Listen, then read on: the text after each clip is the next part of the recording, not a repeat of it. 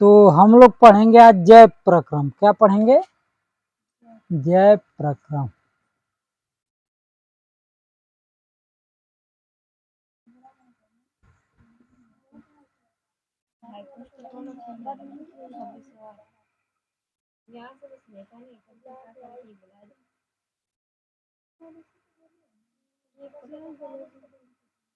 देखो, वह सभी प्रक्रिया जो हमें जीवित रहने में सहायता करते हैं उसे हम क्या कहते हैं?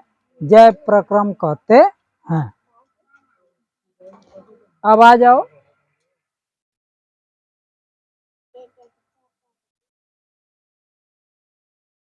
जैसे हो गया उत्सर्जन, श्वसन, पोषण, समझ में आ गया, परिवहन इत्यादि।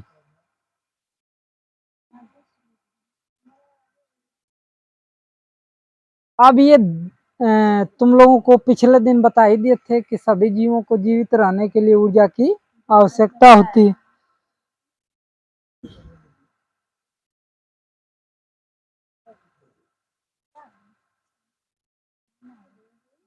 अब आ जाओ पोषण। क्या पढ़ा रहे हैं? पोषण। दिख रहा है ना? इसमें ये नहीं दिख रहा है? अच्छा, चलो अब सही है। पोषण देखो, जो भी खाद्य पदार्थ पाते हैं वो खाते हैं, वो जो है हमारे शरीर के लिए क्या होती है? आवश्यक होती है। आवश्यक तत्वों को हमें प्राप्त कराता है। क्या करता है? आवश्यक तत्व हमें उससे प्राप्त होते हैं।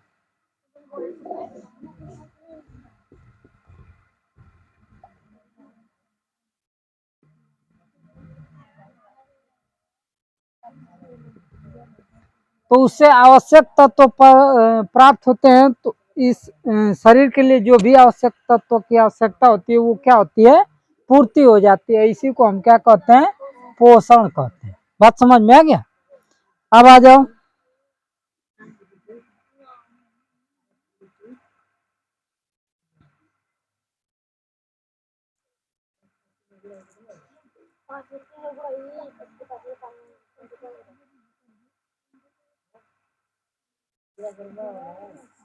अब आ जाओ। पोषण की क्रिया को दो भागों में बांटा गया है। पहला, खाद्य पदार्थों को ग्रहण करना। जो भी हम खाते हैं उसे खाद्य पदार्थ कहते हैं। क्या कहते हैं? खाद्य पदार्थ।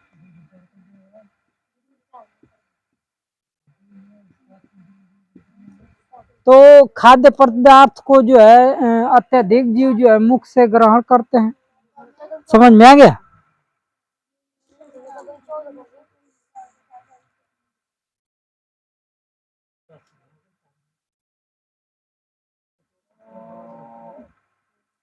अब आ जाओ मानव में पाचन। क्या है? मानव में पाचन। तो मानव में पाचन मतलब मनुष्य खाता है, मुंह से ही चबाना शुरू कर देता है। तो मानव में जो पाचन होता है वो पाचन की प्रक्रिया मुख से ही शुरू हो जाती है। समझ में आया? जो लंबी नलिकाओं द्वारा जो है हमारे पेट से होते हुए बाहर की ओर जाता है। तो मान लो हम जब खाते हैं तो सबसे पहले अमाशय में जाता है। कहाँ जाता है?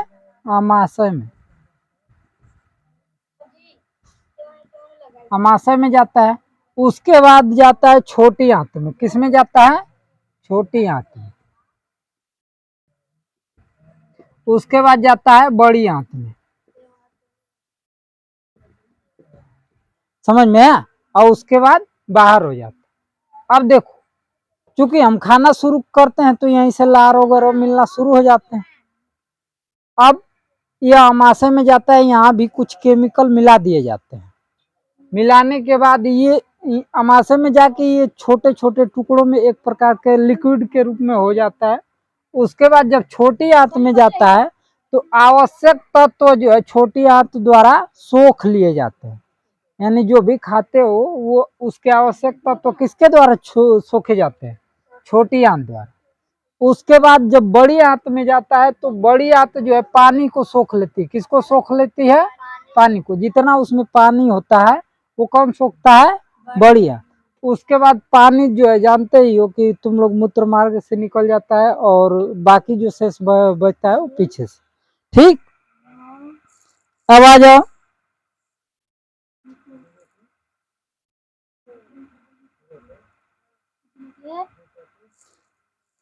अब मनुष्य जब खाता है तो क्या करता है? दांत से चबाता है। किससे चबाता है?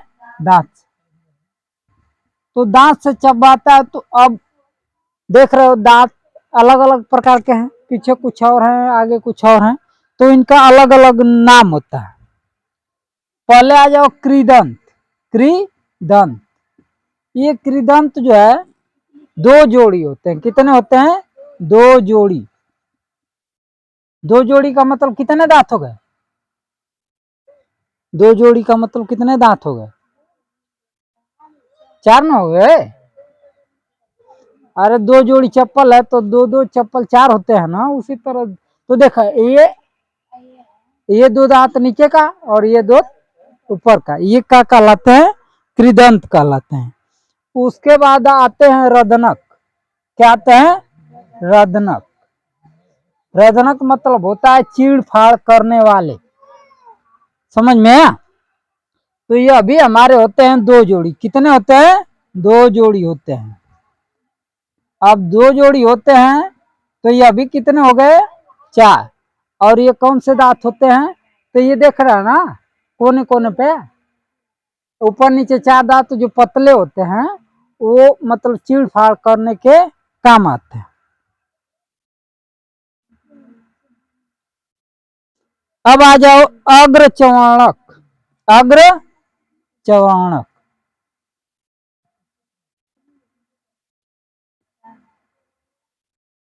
अब मान लो कि चीड़ फाड़ जो कर दियो, इसको जो है क्या करता है?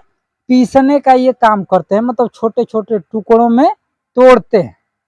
तो ये कितने होते हैं? ये अभी कितने होते हैं? चार होते हैं। दो जोड़ी होते हैं ये अभी, और कितने होते हैं? चार होते हैं। तो चार चार आठ, चार 12। टोटल दांत कितने होते हैं? 32। तो 32 में से ये 12 हो गए।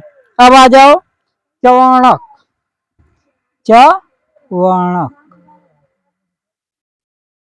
चवाणक दांत जो है 6 जोड़ी होते हैं। कितने होते हैं? 6 जोड़ी होते हैं। तो ये कितने हो गए? 3 जोड़ी होते हैं तब ना 6 जोड़ी होंगे। नहीं, 6 जोड़ी होते हैं ना। अब इसमें जो लिखा है एक जो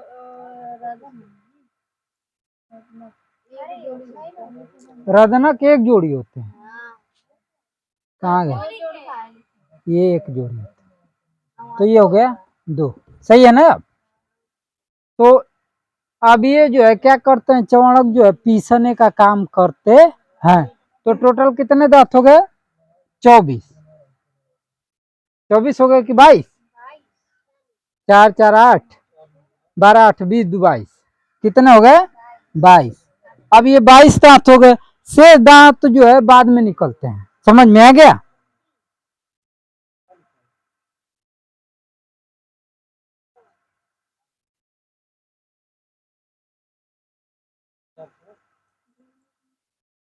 अब आ जाओ। तो ये हमारे जो दांत होते हैं इस प्रकार से होते हैं। अब आ जाओ, जब हम चबाना शुरू करते हैं तो उसमें लार ग्रंथियां मिल जाती हैं। कौन सा? लार ग्रंथियां। तो जब लार ग्रंथियां मिलती हैं तो इसमें जो है तुम्हारा पाया जाता है टाइलिन नामक एंजाइम पाया जाता है। क्या पाया जाता है? टाइलिन नामक एंजाइम पाया जाता है। ये जो है पचाने में सहायक होती है एंजाइम। टाइलिन नामक क्या पाया जाता है? एंजाइम पाया जाता है।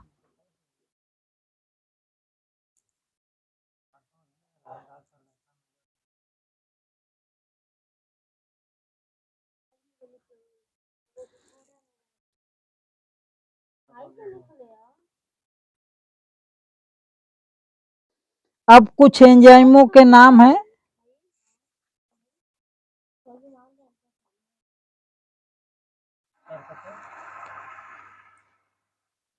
हाइड्रोलिक अम्ल तथा श्लेष्मा पाया जाता है।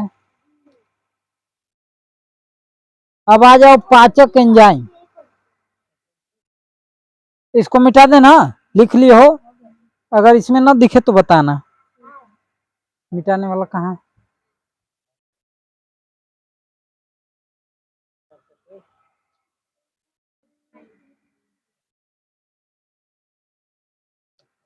तो ये सबको समझ में आ गया।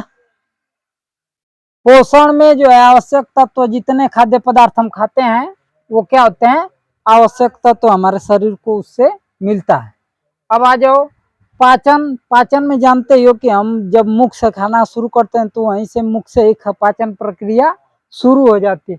अब जब चबाते हैं तो लार ग्रंथियां उसमें मिल जाती है और उसके बाद जो है वो आमाशय में जाता है, कुछ और केमिकल जो है मिल जाते हैं। मिलने के बाद छोटी आंत में जाती है, यहाँ पे आवश्यक तत्व ऑब्जर्व कर लिए जाते हैं। उसके बाद बड़ी आंत में जाती है तो वहाँ पानी को जो है अवशोषित कर लिया जाता है। समझ में आ गया। अब आ जाओ दांत के। दांत एक त्रिदंत होता है जो दो जोड़ी होता है, वो चार दांत होते हैं। रदनक दो एक जोड़ी होता है जो कितने होते हैं, दो। अग्र चौवर्णक दो जोड़ी होता है जो कितने होते हैं, चार। और चौवर्णक कितना होता है, 6 जोड़ी होता है, 12। ठीक, शेष बाद में उगाते हैं।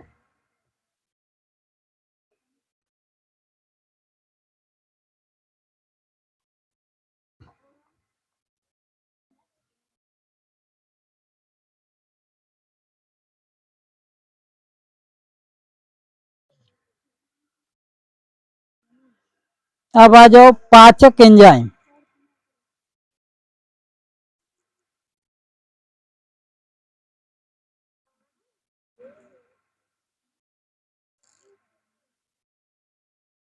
पेप्सिन द्वारा पाचक एंजाइम, पेप्सिन द्वारा जो है हमारे खाद्य पदार्थों को क्या किया जाता है, पाचन किया जाता है। जो रेनिन दूध को दही में भी बदलता है। रेनिन किस में बदलता है,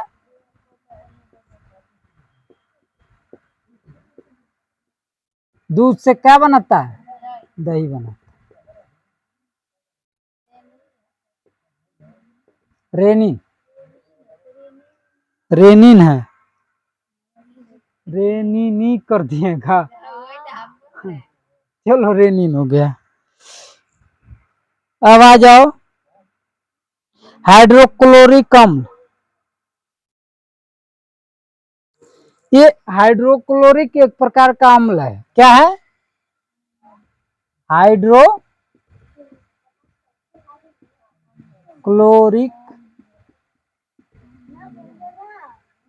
अम्ल है। अम्ल के बारे में बताए थे तुम लोगों को। अम्ल जहां भी पड़ता है उसको क्या करता है, जला देता है ना, बताए थे ना, जैसे तेजाब हो गया। तो यह जो है जितने कीटाणु होते हैं उसको क्या करता है, ये नष्ट कर देता है। अम्ल जहां पड़ेगा जला देगा, तो जितने बैक्टीरिया होंगे उनको क्या करता है, जला देता है। अब आ जाओ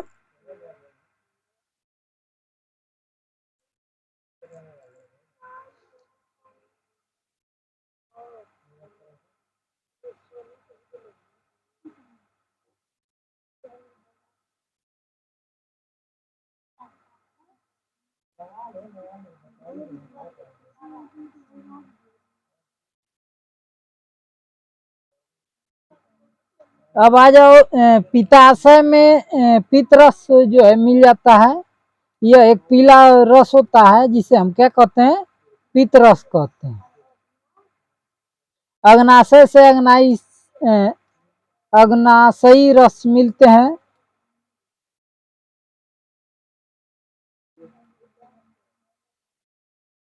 अब आ जाओ अवशोषण।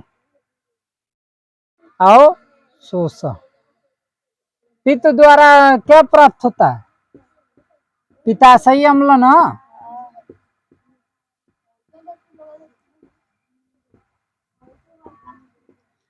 अब आ जाओ, अवशोषण किसे कहते हैं? आओ,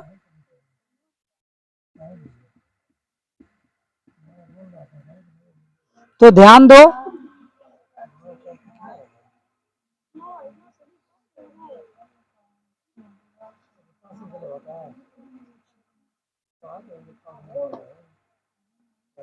जब छोटी आंत के अंत में जो है अंगुली नुमा भाग निकला रहता है, मान लो ये छोटी आंत का अंतिम है और यहीं से बड़ी आंत जुड़ी होती है, समझ रहे हो? तो इसी में अंगुली नुमा सब निकला रहता है, समझ रहे हो? इसी में क्या होता है, अंगुली नुमा निकला रहता है। तो जितना भी भोजन जाता है इसी के माध्यम से होके जाता है, जो कि हमारे भोजन के आवश्यक तत्वों को ये क्या करता है, अवशोषित करता है। इसी को क्या कहते हैं, अवशोषण कहते हैं। अवशोषित मतलब, अवशोषण मतलब सोखना, समझ में आ गया?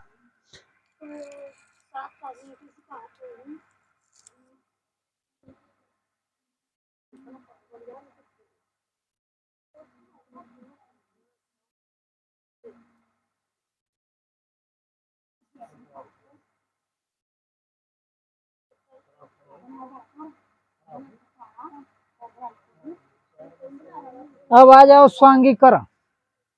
स्वांगीकरण में पचे हुए भोजन का जो है उपयोग हमारे शरीर में कोशिकाओं द्वारा कर लिया जाता है, समझ में आया? इसी को हम क्या कहते हैं, स्वांगीकरण कहते हैं। अब आगे आ जाओ,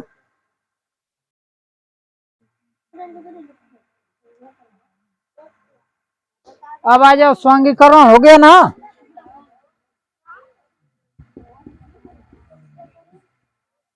स्वांगीकरण में ये होता है कि हमारे शरीर में जो भी भोजन पच गया है उसको हमारे कोशिकाओं द्वारा क्या कर लिया जाता है, अवशोषित कर लिया जाता है और उसको जो है हमारे शरीर में उपयोग लाया जाता है। इसे क्या कहते हैं, स्वांगीकरण।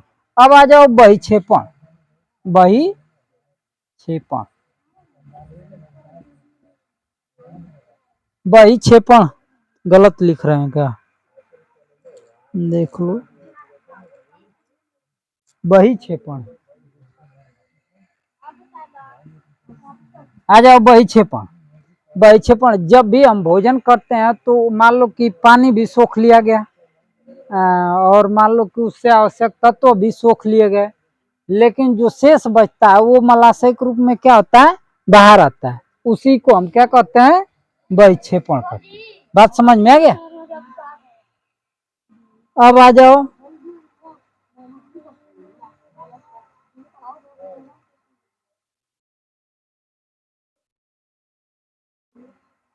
अब आ जाओ पौधों में पोषण। बाकी जो है उसमें मिलाते रहना, हो जाएगा। पौधों में पोषण, तो पौधों में पोषण कैसे होता है भाई?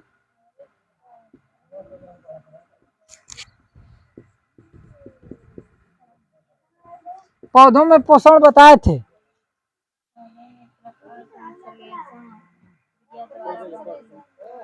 प्रकाश संश्लेषण क्रिया द्वारा पौधों में पोषण होता है।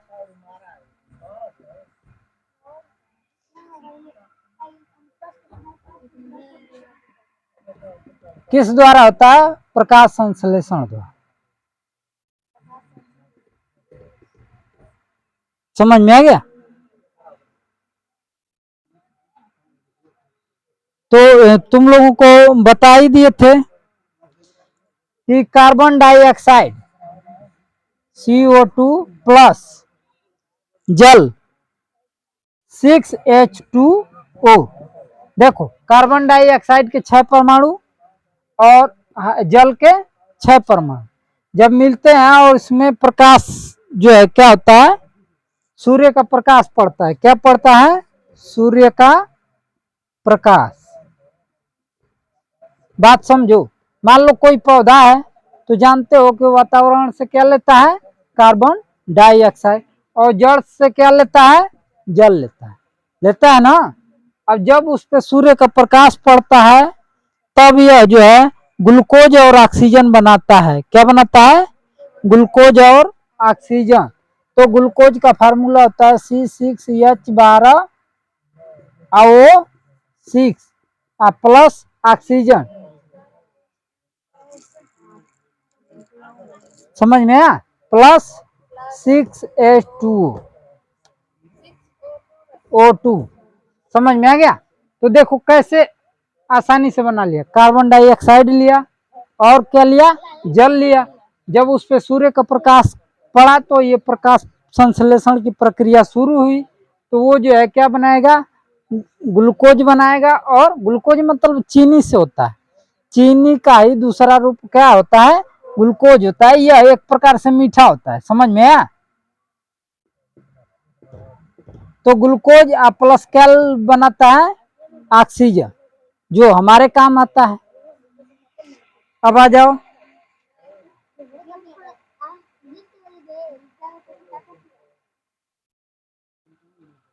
अब ये जानते ही हो कि पौधे जो है क्या करते हैं? अपना भोजन स्वयं बनाते हैं। समझ में आया? हम लोग भी अपना भोजन स्वयं बनाते हैं। बनाते हैं? आए?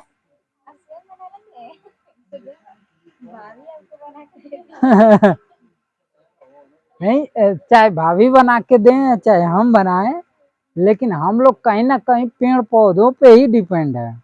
अच्छा, भोजन विश्व दुनिया में कितने प्रकार के होते हैं? इस दुनिया में भोजन कितने प्रकार के होते हैं?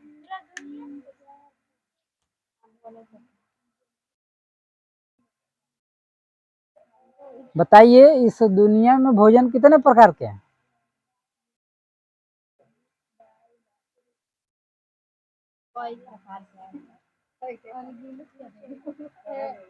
बाकी लोग जो ऑनलाइन वाले हैं वो हमें कमेंट में नीचे बताएंगे और हम पढ़ाने के लास्ट में बता देंगे भोजन कितने प्रकार के होते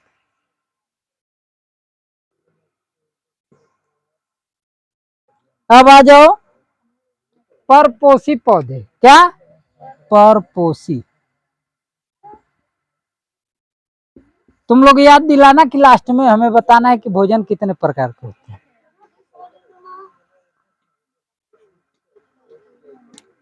वे पौधे जो भोजन के लिए दूसरे पौधों पर निर्भर करते हैं उसे क्या कहते हैं? परपोषी पौधा कहते हैं। समझ में आ गया? यानी दूसरे पे निर्भर रहते हैं, यानी पौधा पहले से जमा है और उसी पे कुछ पौधे जम जाते हैं, उसे हम क्या कहते हैं? परपोषी कहते हैं। अब आ जाओ,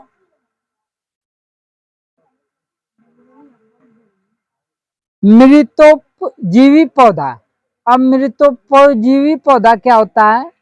जो पेड़ मर चुके होते हैं और उस पे जो है इनका जीवन चल रहा होता है। जैसे कुकुरमुत्ता, देखो ना, उस पे ये क्या करते हैं? जम जाते हैं। मशरूम और राइजोपस, ये तीन जो है, कुकुरमुत्ता, मशरूम, मशरूम जो हम लोग खाते हैं ना, मशरूम का सब्जी खाए हो कि नहीं? हाँ, अच्छा, समझ में। अब आ जाओ, और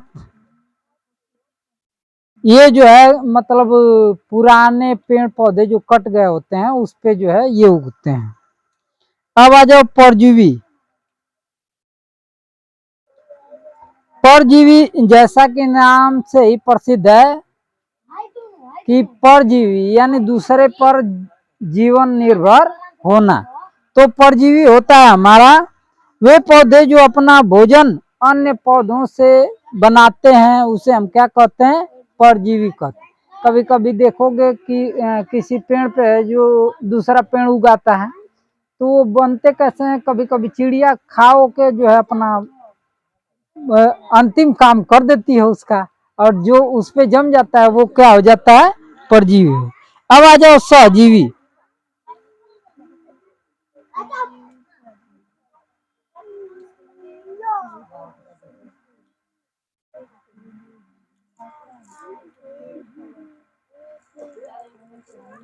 देखो, कुछ पौधे ऐसे होते हैं जो साथ साथ अपना भी लाभ करते हैं और दूसरे का भी लाभ करते हैं, इसे सहजीवी कहते हैं। यानी अपनी जीविका भी चलाना और साथ में दूसरे का भी जीविका चलाना।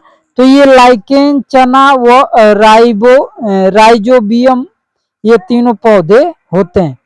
अब आ जाओ कीटभक्षी। कीटभक्षी पौधा, ये अक्सर आता है कि कीटभक्षी पौधे का नाम बताओ। तो कीटभक्षी पौधा जो है क्या करते हैं, अगर कुछ पौधे जो है अपने पत्तियों से कीड़ों को पकड़ते हैं, तो ऐसा खुला रहेगा पत्ती, और जैसे ही कोई कीड़ा आके उसमें बैठेगा वो बंद हो जाता है। अब उस बंद होने के बाद अब उसका सेवा समाप्त, धीरे धीरे उसको चूसना शुरू कर दें। हाँ हाँ, समझ में आया। तो ऐसे पौधे जो होते हैं पर घटपर्णी होते हैं। क्या होते हैं? घटपर्णी, डोसेरा, बीनस, फ्लाई ट्रैप आदि। घटपर्णी, घटपर्णी, ये घटपर्णी ज्यादा याद रखना क्योंकि अक्सर यही आता है। बीनस भी याद रख सकते हो, बीनस इत्यादि। समझ में आया? तो अब हम लोग चलते हैं। हाँ, कीटभक्षी पौधा वो मिलता नहीं, जहाँ लगा जहाँ उगता होगा तो है ना मिलेगा ही।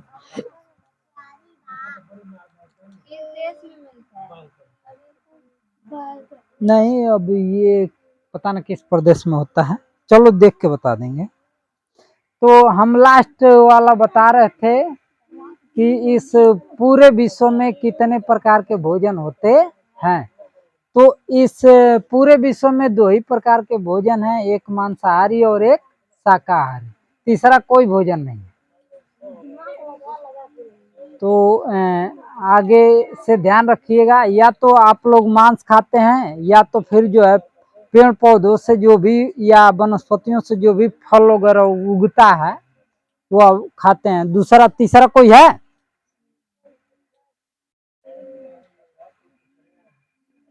तीसरा भी कोई है इसके अलावा? मांसाहारी और हारी के अलावा और तीसरा? सर्वाहारी तो दोनों मिला दिया तो हो गया। तीसरा भोजन कौन सा है? अगर तीसरा भोजन है तो ऑनलाइन वाले लोग आप बताएंगे, अगर नहीं है तो नो लिखेंगे। आगे के लिए धन्यवाद, फिर आगे मिलते हैं अगले नेक्स्ट वीडियो में।